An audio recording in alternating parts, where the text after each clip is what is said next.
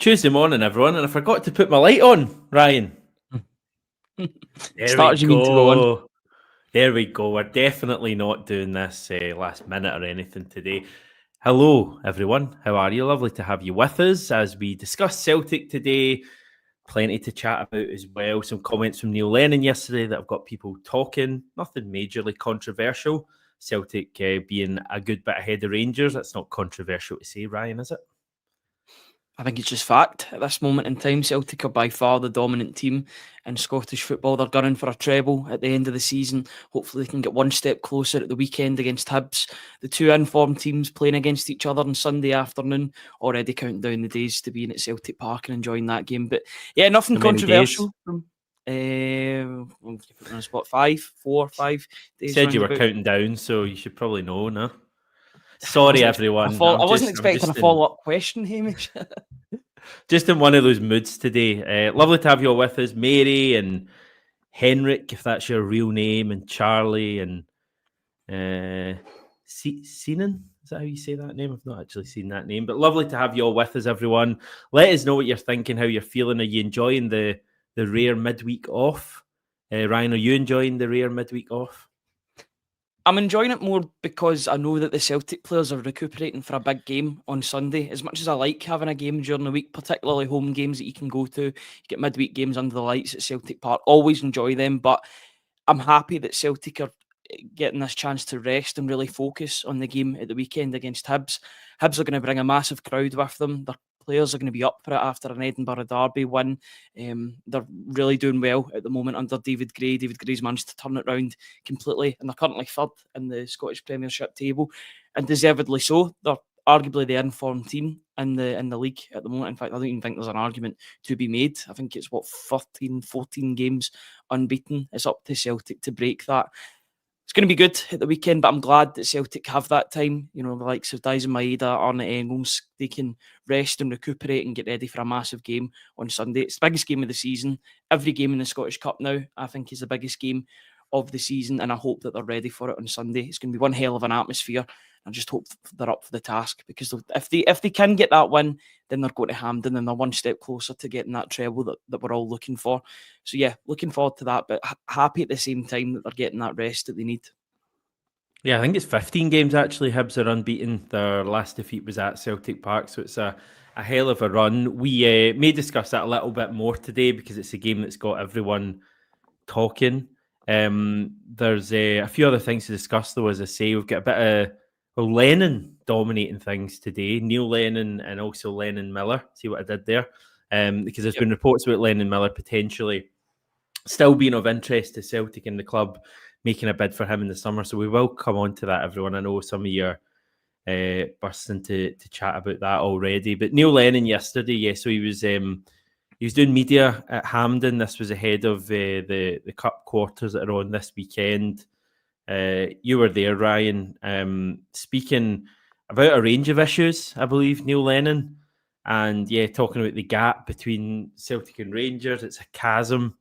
He says, I couldn't believe the result from Ibrox on Saturday. I thought with Barry going in there, blah, blah, blah. We don't actually care about that stuff too much.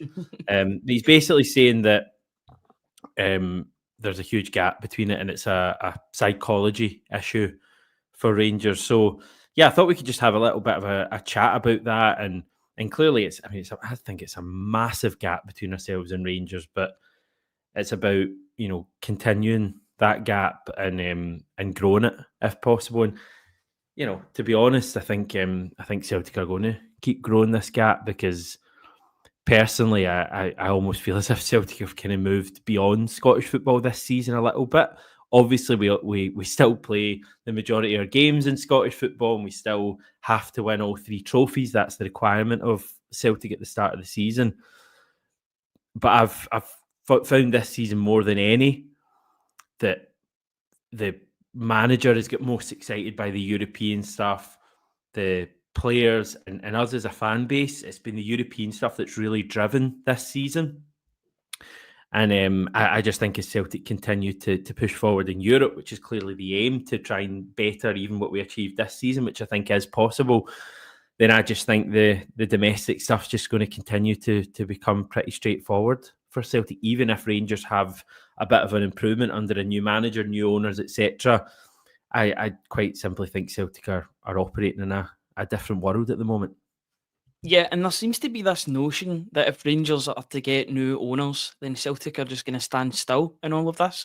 If anything, I think Celtic will spend more money, knowing because they are they do like to watch what's going on at the other end of the city, and they're quite reactive with things. I think something like that, if Rangers were to get an injection of cash from American owners, I think Celtic would respond. The likes of Dermot Desmond would respond and put more money into the club if that was the case. So I think it's a positive. More competition means that I think better players will be coming to the Scottish League, and that means better players will be coming to Celtic as well. So I can only see that as a positive going forward for Celtic. The difference between Celtic and Rangers is that Celtic have the infrastructure to be a long-term success. They've put those building blocks in place for years now. You know, the money that they get from merchandise. Look at I know, despite the prices for the Adidas stuff, that will still be selling out because people are just desperate to buy anything with Celtic on it at the moment. The fact that it's Adidas only helps that. Look at the player model, the player trading model that Celtic have. They've got assets all over the pitch. If they need money, which I don't think they do at this moment in time, they could easily go and sell one of their assets for 20, 25 million. Having that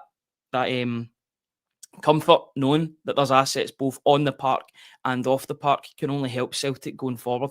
And I think they'll get even stronger. I completely agree with you. As much as Scottish football is the bread and butter, all the domestic stuff, I think there is that excitement that European football has been bringing this season, and I think they'll want more and more of that next season. There will be a qualifier in the summer, but I did make the point last week that nobody wants Celtic in the qualifiers. You know, they got to the playoff rounds last season or this season, and to nearly getting into the Champions League last 16, unlucky not to take Bayern Munich to extra time. I guarantee you some of those unseeded teams that could face off against Celtic in the summer, it's probably the last team that they want because they're used to that stage in Europe and they'll be hungry to get back into the league phase of the Champions League once again. So they're in a really good place both on and off the pitch at the moment. I think Celtic's model is sustainable. The fact that they rely on themselves for money rather than an injection of money from anybody else is a positive. And I can only see that continuing. I can only see Celtic getting stronger from here. Doesn't really matter what happens across the city because as long as Celtic keep on improving on the pitch, then I think the dominance of Scottish football will continue. Yeah, because I mean, you look at what's making Celtic so dominant in Scottish football right now.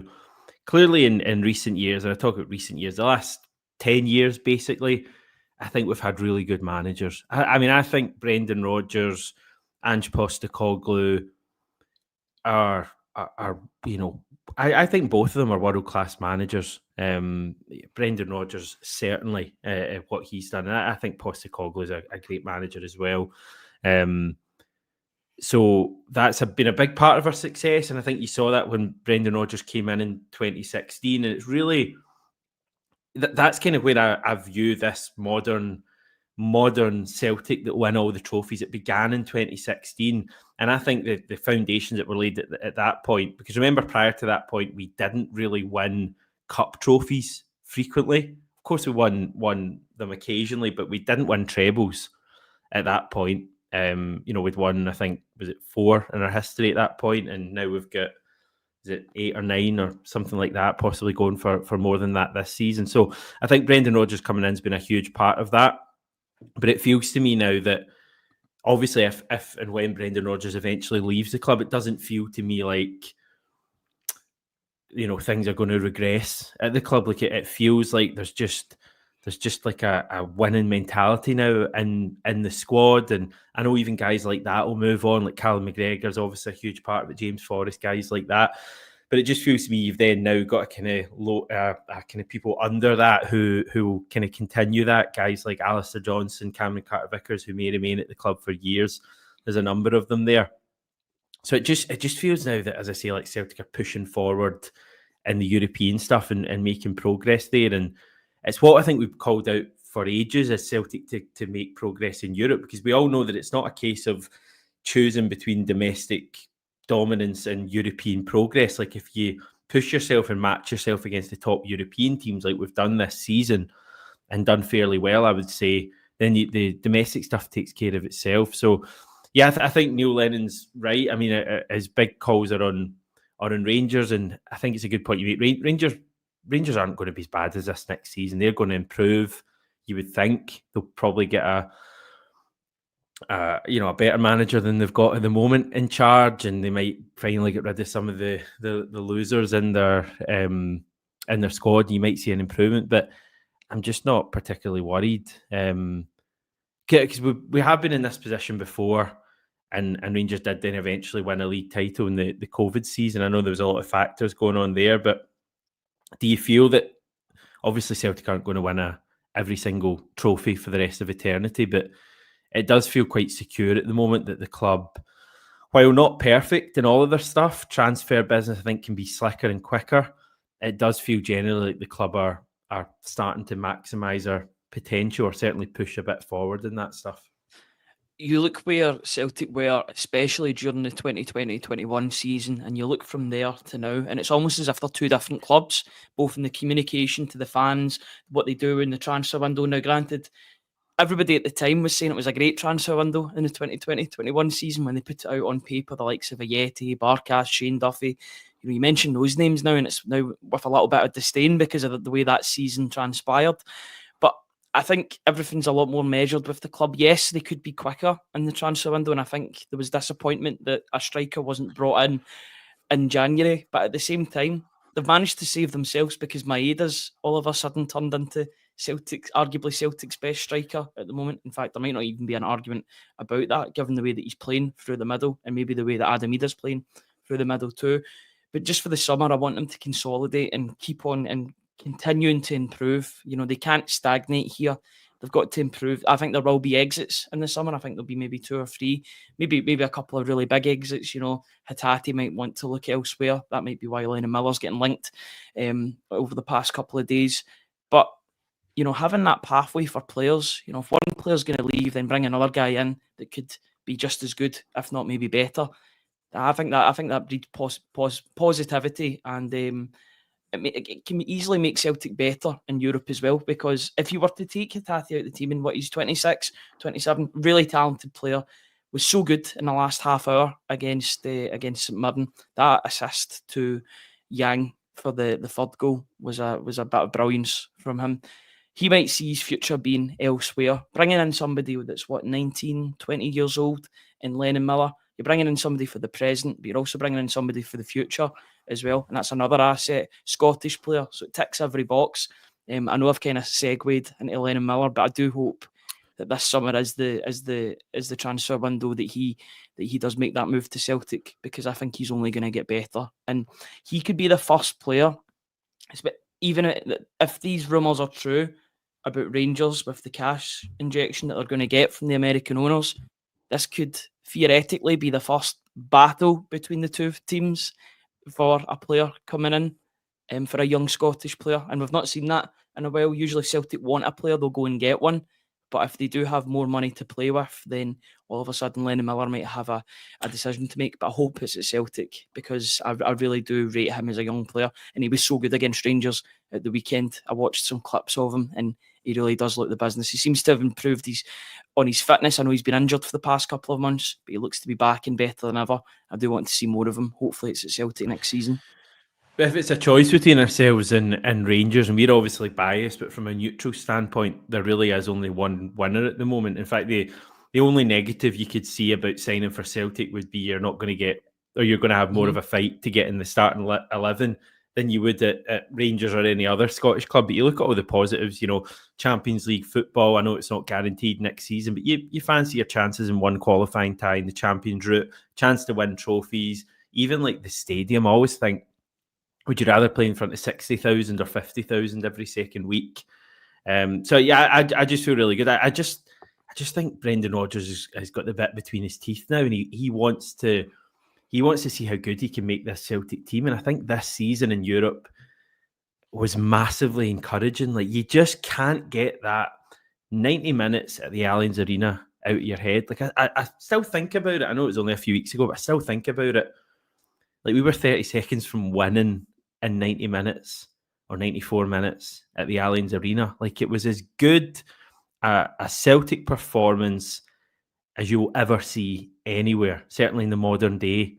And that's what this team's capable of. And it just fills you with so much excitement when you think, okay, what will they have taken from that game and the European journey this season? You had a bit of quality. We already know quality's coming in. Kieran Tierney's coming in. As I keep saying, complete game changer, Kieran Tierney for Celtic down that left wing. We've seen where it's already been a game changer with Schlupp. And Schlupp's brilliant, but for me, Kieran Tierney's even a level above that, possibly. And if you can just sign it, players might leave, but if you can do what we did with Arnie Engels and different player to Matt O'Reilly, but you lose a player like Matt O'Reilly, you spend a smaller sum, but still a good sum on getting a guy like Engels in. Do that with various other players, maybe Lenon Miller in, Rio Hatate moves on, a few other positions, maybe Nicholas Kuhn moves on potentially, and you have to bring someone else in. I just think Celtic, I do think the whole club is kind of got the bit between their teeth at the moment and want to make the team as good as we can be. It leads to a place where we've got the league wrapped up, and we've had it wrapped up for a number of months. And I think even if Rangers improve significantly next season, I still don't think they come close to us, and obviously neither does any other club in Scottish football. Anyway, Lenon Miller, you want to chat about him? What's the report? So it's reported last night that we made contact with Motherwell at the end of the window. They didn't want to lose him at that stage because they just lost their manager. We've been scouting him since then and are keen to potentially move for him in the summer. He's only got a year to run on his deal in the summer. Motherwell said to want a record fee. Record at the moment is 3.25 million for David Turnbull. So more than that. So you clearly think he's a player you'd like to see his move for? Yeah, he's a player that every time I watch him for Motherwell, he stands out, and that's good. If Celtic are going for a player from a fellow Scottish team, then he has to be standing out. He has to be worthy of making that step up from Motherwell to Celtic, because there is a jump between the two sides. It's obvious. What I hope is that he can keep this going from now until the end of the season, to not even make it a discussion about whether or not Celtic go and sign Lenon Miller, but they're going to go and sign him in the summer because he's that good. If Celtic are interested in the player, and it seems by all accounts they're keeping tabs on him, then I think there'll be an agreement between the two clubs that a deal will get done in the summer. And this was one that you would hope would get done early on. I think there was an agreement between Motherwell and Celtic when David Turnbull, once he proved his fitness in the 2020-21 season. You might remember he started a couple of games for Motherwell before signing for Celtic. That was the big thing. I think it was the day after the Ferencváros game, they announced David Turnbull. And there was that annoyance because you're like, this is a player that could have helped in that game. But going back to those times is a little bit dark. It was. You seem very keen to go back to the COVID times, right? I know I've mentioned it twice. I need to stop that. I don't know if it's some sort of like Stockholm syndrome I've got at the moment with the COVID season, but it's just with that Turnbull comparison. Motherwell to Celtic, there has been quite a few players that have moved and vice versa. But by all accounts, Lenon Miller is getting more accolades for like the Scotland under-21, Scotland and the under-21s that he's playing for. I believe he's the captain or he's one of the leaders in and around that team. So, but by all accounts, he is rated more. He's rated higher than what David Turnbull was. And the thing about Turnbull is his goals and assists were incredible for that season. He wasn't a bad player. I mean, Henry Clarkson saying, why are people so excited towards David Turnbull? Turnbull wasn't a disaster at Celtic. He wasn't, but I would say he was a disappointment given the amount of hype that was surrounding the player. Now, I know, Motherwell to Celtic, and he did score a lot of goals, important goals for Celtic. He was single-handedly in that dreaded season that I keep on speaking about. He was the highlight of it. I think he won Player of the Year despite only playing for really 6 months of that. There was that disappointment. I think that injury that he got in the League Cup final really curtailed his progress. Because he was in the team, he was playing for Ange Postecoglou's Celtic, he was scoring goals. I remember him scoring goals against AZ Alkmaar in the qualifiers, Europa League qualifiers. He got injured in the League Cup final, and by the time he came back, he had Matt O'Reilly and Rio Hatate vying for that same position. It became a bit of a dogfight, and he didn't get a lot of game time from then onwards. Did get that wee spell under Brendan Rodgers, but once Hatate was back in the team, he was kind of pushed to the side, and then he moved to Cardiff. And he's now currently injured as well. He's got a long-term injury. So, unfortunately, that cycle seems to be repeating itself with David Turnbull. Injuries, a lack of form, and it really is a shame because he was a talented player for both Motherwell and for Celtic. He did show it on numerous occasions that he was a talented player, but injuries have just caught up with him and curtailed his career, and it's disappointing. So I would say it was a disappointment in that way, but not all of it was his fault. To be fair, he can't do anything about injuries. Yeah, you can word it whatever way you want. Like he wasn't a massive success or anything, David Turnbull. But also, I mean, it's been pointed out that Sean saying that Miller's completely irrelevant, and a number of people bringing up various players have had from Motherwell over the years as well. I think the thing Turnbull lacked was pace, and I'm not seen enough of Miller to see if he has that pace. The suggestion seems to be potentially does. A real good understanding of the game. So yeah, it's one to keep an eye on. Would it be potentially Hatate moving on and Miller coming in? Because you look at the rest of our midfielders, and pretty sure McGregor's going to be there next season. Bernardo will still be there. Engels is still going to be there. McCowan's not going to be moving on. So it's really only Hatate unless you bring Miller in anyway and have 6 players for those positions. Yeah, I think that's the avenue for Miller to come to Celtic would be if Rio Hatate was to move on. I just wonder if there's been some assurances with Hatate that he will get his move in the summer. He only has to look as far as his fellow countryman Kyogo to see that the right move is needed in times like these. Because I think already Kyogo's really struggling to make an impact at Rennes. He didn't come off the bench against Montpellier. They scored 4 goals and Kyogo wasn't involved in any of them. He stayed on the bench. I think personally, no, I think that time's passed now for Kyogo. Joking, I know. It's different for him. If it was Matt O'Reilly, definitely, due to his age, and I don't want to be ageist, but he's 30 years old. He wants to carve out his career. I don't think Kyogo would want to move back to Celtic either, to be honest. I think he's had his time. The fact that the quotes that were coming out about saying that he was depressed about not playing for Japan and not getting called up during the 2022 World Cup, playing for Celtic when he was feeling down against Real Madrid. These are all things that I think he's not that he's burned his bridges, but I think that he's had that time with Celtic and he's now keen to move on and try and do it in a top 5 league. Granted, he's not having much of an impact in said league with Rennes, but it is early days and you're just hoping that... I think a lot of people still have very, very fond... Well, everybody has fond memories of what Kyogo brought to the club. I know people were disappointed with the way that he left, particularly in the January transfer window, but I think people do want to see him do well because it's a good reflection on Celtic if Kyogo does well. Because if he's done well for Celtic, then he does well elsewhere. Then it shows that avenue is there for these players, and that will then convince more players to come to Celtic because they know further down the line that they can get moves to top 5 leagues and improve further. I just hope that he can make an impact, but it is disappointing for him just now, and I'm sure he would have wanted more game time than what he's currently getting at the moment, especially for a Rennes side that have been struggling of late with goals. To go out and score 4 goals and Kyogo's not a part of any of them, your new striker, is disappointing for him. Yes, I was kind of joking there, tongue-in-cheek stuff, mentioning Kyogo, just in case anyone turned on in the last couple of minutes and heard us discussing Kyogo potentially coming back to Celtic. Yeah, I think we'll keep kind of looking and see how he gets on. Lenon Miller is the chat at the moment, and I guess we'll face a fair bit of interest, a fair bit of competition for him. I think Union Saint-Gilloise and our good friends Frankfurt linked with Lenon Miller as well. And there's another team, Udinese, I think. And obviously Italian teams are quite interested in Scottish players and have been for a number of years now. So that's going to be interesting. Celtic keep looking at Lenon Miller. We'll wait and see what happens there. Just saw Greg Taylor's family is his wife, I think, yes, has announced that they've had a daughter.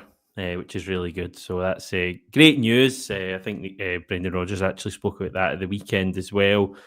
Sean Maloney's been sacked as Wigan Athletic manager, just in case anyone is really interested in stuff like that. And we're looking ahead to Sunday now, and it's going to be a big one, Ryan. Certainly is. It's the big game too, as I said at the start of this podcast, two informed teams battling it out. It's going to be a really difficult game for Celtic. I know it's at home, so you've got that advantage of being at home, but the fact that Hibs have even asked for 7,000 tickets, we'll see how much of that allocation they can actually fill. But I heard that they've potentially sold 5,000 already. So that's some going for Hibs because they've had trouble in the past selling out allocations, particularly at Hampden. They've asked for bigger allocations and then they've had to hand tickets back due to not selling out the allocation. But to bring 5,000, and I think that buzz about the Edinburgh Derby, they're a bit of a reactionary support at times, I would say. He's coming for you, Hibs fans. He's coming for you. My best mate's a Hibs fan. He won't mind me saying that. He's on cloud nine at the moment with the way Hibs are going. But I do think that they're maybe not reactionary. Reactionary is maybe not the right word to use, but they do feed off of good results, and they're more likely to jump on the back of that. I'm trying to say that in the nicest way possible, but I feel like more of their fans will want to go to that game just with the way that Hibs are playing at the moment, the fact that they're in form, they're playing some decent stuff. They've got goals all over the pitch. It was their centre-back that scored the winner the other day, Iredale, which was a really stunning finish. But they've got goals. They've got Martin Boyle in the team. Different players that are scoring at different points. A pretty settled 11 as well. Don't make too many changes game on game. So I'm looking forward to seeing how Celtic come up against this team. Hibs, as I always say before Celtic play Hibs, their fans will expect them to come out and attack Celtic, and that should suit Celtic because they won't want a team to be just playing a low block and defending for 90 minutes. If Hibs come out, it means that they'll leave spaces on the other side, and I think it'll be a great game on Sunday, a great atmosphere. And I'm glad that it's on telly as well, so that the people that can't make it to the game will see how good an atmosphere it is. I think the Hibs fans will bring an atmosphere, the Celtic fans will bring their own atmosphere, and it's going to be one hell of an occasion between the two sides. Yeah, I'm really looking forward to it. I feel like we've had quite a few games like this at Celtic Park this season where we've been playing against much hyped teams, and Hibs deserve their hype. As we say, 15 games unbeaten is really, really impressive, but I just think on Sunday Celtic are going to really fancy this game. All focus on it, going for the treble. This may be the biggest challenge that we have on our route to winning the treble against a team, as I say, that haven't lost in 15. Glad it's at Celtic Park. If it was at Easter Road, I think it would be a really, really tough game. I think it still will be a tough game, but I back Celtic to get the job done.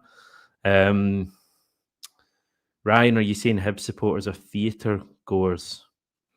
Absolutely not. I would say nothing of the sort. I just think that the supporters, let's be honest, Easter Road isn't always full. It's a great stadium, but when you see it on the TV, there are a lot of empty spaces.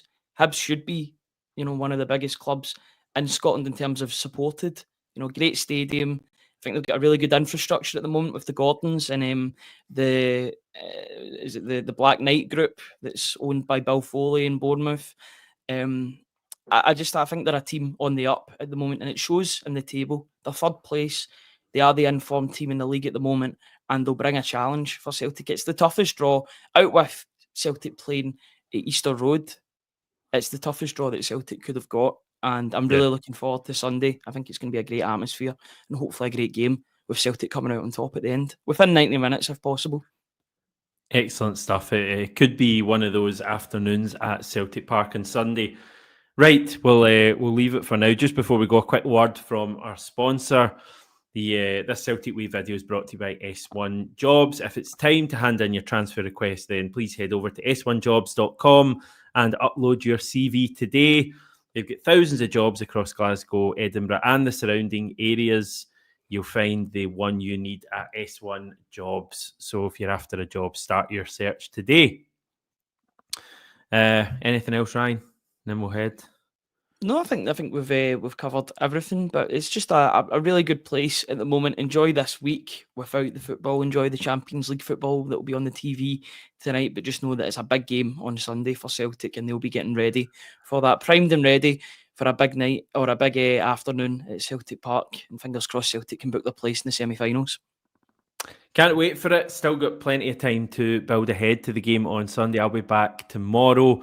to do that and discuss anything else that comes up between now and then. For any other stuff, please go to the celticway.co.uk. Plenty of good stuff up there as normal. If you fancy subscribing to the YouTube channel as well, it's completely free, means you can get notified when we go live, etc. But for now, we'll head. Thanks, everyone.